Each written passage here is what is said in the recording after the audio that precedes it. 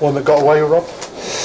Yeah, a little bit. I'm not going to hide my disappointment from it. I actually don't think we played very well today. And I've said to the guys, if you want to win games of Premiership rugby, you have to go out there and play very well, and you have to make it about yourselves, and you've got to take all your opportunities with two hands. And I think for quite a large part of the game, we looked.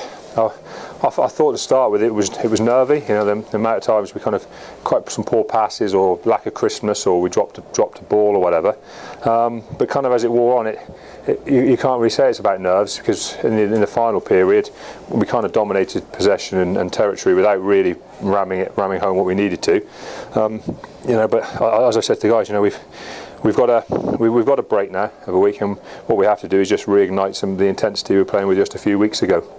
Because it's just another one of those disappointing one-score games where we've probably been our own worst enemies. The amount of ball we put on the floor. I mean, to be fair, Leicester will look at it the same. They made plenty of errors as well, but I think we just made a few too many to really, as I say, ram home the win. At the end, even so, I said to the guys, great endeavour for doing what they did at the end, and I'm a little perplexed how you can have a driving maul flying over the line that's collapsed and it's a yellow card and it's not a penalty try, especially after a couple of penalties that led up to it. But we'll have to wait and see what the refereeing department say.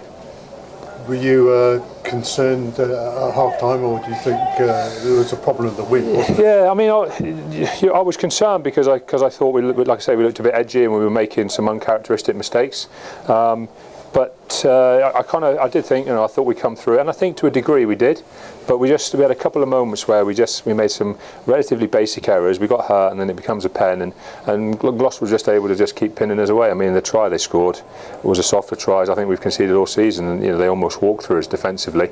And I think we turned over our own line out. They kind of walked through us defensively, and it kind of created a situation that we had to fight back from. And like I say, fair play to Gloucester, they kind of stood there, and one way or the other they managed to stop us for a while on their try line. But as I said, ultimately we've come up short again. You'd normally put your money on Stevenson for that kick, wouldn't you? Yeah, I mean, it was tough for him. He'd been on the pitch, he hadn't had any shots at goal, so and it was a very tough win today. I'm not.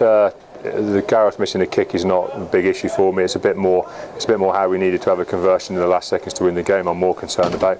But I think it's a bit of the tail of the game. We kind of. Even in that last try scoring moment, we picked and went blind and made the kick more and more difficult for us, and we kept playing blind.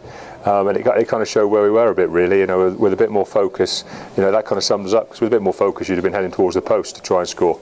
But as I said, I'm not going to criticise the guys for not working hard to try and win the game at the end.